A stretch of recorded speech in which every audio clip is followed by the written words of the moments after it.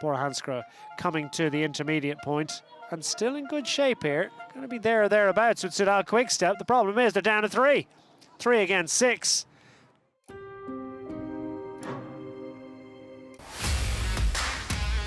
The peloton arrived in Burgundy ahead of stage 3. Would it be a setting for the favourites to launch their Paris-Nice bid? Last year's team time trial saw the event return to La Course au Soleil after decades in the wilderness, and no reason not to continue the experimental style debuted in 2023. The final times taken individually, meaning only one man need cross the line. The GC men must decide whether and when to discard their supporting cast. Can make for a wonderful climax. 12 months ago, Magnus Cort Nielsen was in yellow, even if Jumbo-Visma signed off the best time. After a curiously sedate stage 2, the race looked set to ignite into life. Bora Hansgrohe aimed to elevate their new leader, Primoz Roglic, with Matteo Sobrero, Nico Denz and Bob Jungels for company. Groupama without Swiss ruler Stefan Kuhn, who helped David Gaudu to 4th in Dompierre-en-Burly last year. Yves Lampaert and Mattia Cattaneo riding in support of Remco Evenepoel, aiming for a Soudal Quickstep win. Vingegaard and others missing, but Visma Lisa Bike still striving to aim high in questionable headgear. UAE Team Emirates without Tadej Pogacar, but with depth to challenge. 2019 champion Egan Bernal and Ineos alongside last year's edition's runner-up EF Education EasyPost wanting to be in the conversation. Les difficultés sont au départ, donc il faut garder le maximum d'équipiers quand même pour tout le final qui est relativement roulant, ça va très vite, on a suivi tout à l'heure, c'est quasiment à 60 km/h, 70, donc tout seul c'est impossible. Donc le grimpeur il est obligé d'attendre ses coureurs, les rouleurs dans les premières difficultés pour pouvoir faire un excellent temps dans le final. Nearly 27 kilometres from the famous Abbé Deschamps Stadium, where Eric Cantona graced the start of his career. Tough to stay united given the couple of bumps in the first half along the River Yonne.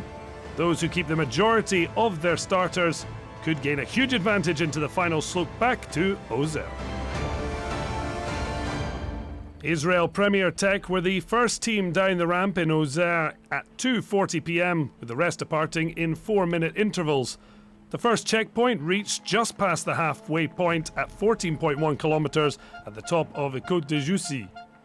Astana were third out, and the first to dip under 20 minutes for the best intermediate time, 56 seconds faster than Israel Premier Tech. Jakob Fuglsang still the first to cross the finish in 33 minutes and 3 seconds, the first marker of the afternoon for the former two-time Dauphiné winner. The Dane's soon aware his old team Astana had slashed his effort by nearly 2 minutes. After 2 days in focus, the sprinters struggling. Dylan Groenewegen and Fabian Jakobsen dropped by their respective teams. UAE Team Emirates looked smooth as they negotiated the mild headwind in the opening phase. Niels Pollitt and Felix Großschartner fell back by the midway point, but with João Almeida, the white jersey at the last Giro, and US time trial champion Brendan McNulty, they set a strong finishing time. Team Jaco Alula just 2 seconds off at the intermediate, but with 4 riders left, the gap widened. Michael Matthews leading Luke Plapp across the line, but the Australian team 15 seconds down. UAE flexing their time trial firepower, though Jay Vine noted the challenges faced by all. It's definitely about having numbers on that fast finish. I mean, you want, I'd say at least, well, preferably 5 on that final run. Yeah, it's also that first bit. It's very bumpy, and it's a bit harder to put the power down on the bumps before you turn right onto the climb. So, yeah, getting a really good fast time along that first 5Ks is also pretty important. 31 minutes and 23 seconds the time to beat. Ineos and Egan Bernal produced a strong start, but according to Carlos Rodriguez, it was a messy finish. And soon Ineos slipped from the virtual podium as EF Education EasyPost edged the British side by 2 seconds. Just shy of 4 p.m, Remco Evenepoel and Soudal Quickstep got underway. The Aero Bullet without his rainbow skin suit, but breezed through the first part with a 17-second buffer, and then rain. Bora Hansgrove already down to 3. Roglic, Sobrero and Alexander Vlasov heading for the slippy slide.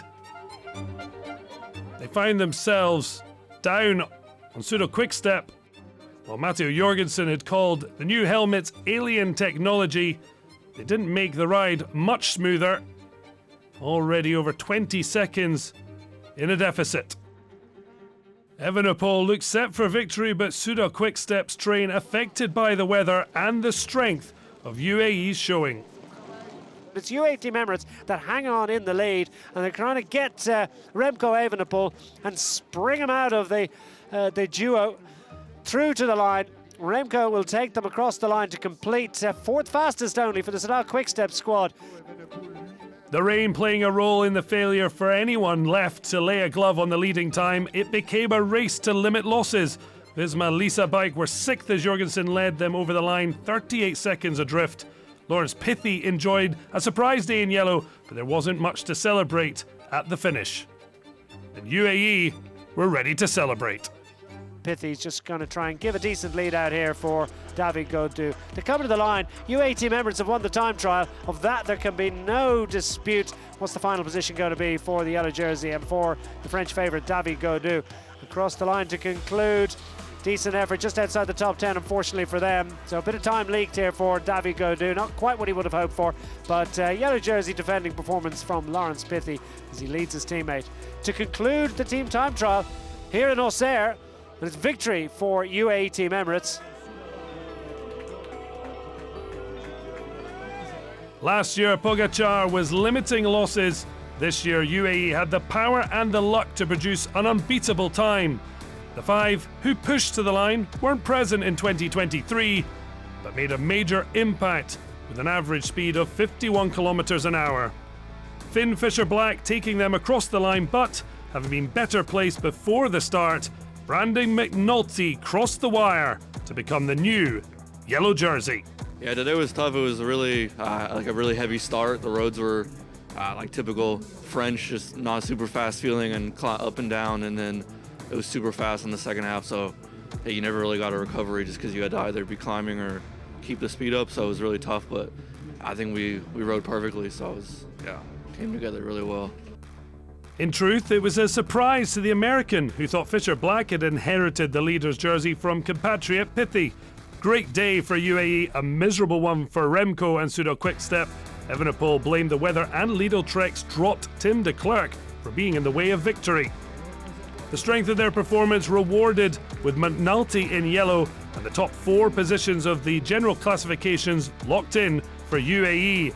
Jorgensen at 32 seconds and Roglic at 54, the biggest losers on the day. Lawrence Pithy swaps yellow for green ahead of stage 4. And no points in the King of the Mountain category, meaning Mathieu Bourgadeau continues in polka dots for another day unchallenged. Fisher-Black missed out on one top, but happy in white as the Kiwi headed Luke Plapp and Evenepoel. The rugged terrain on stage 4 presents a big ask, especially with 2 trips up the near 8% Mont Breuilly, a test likely to weed out contenders rather than crown a king.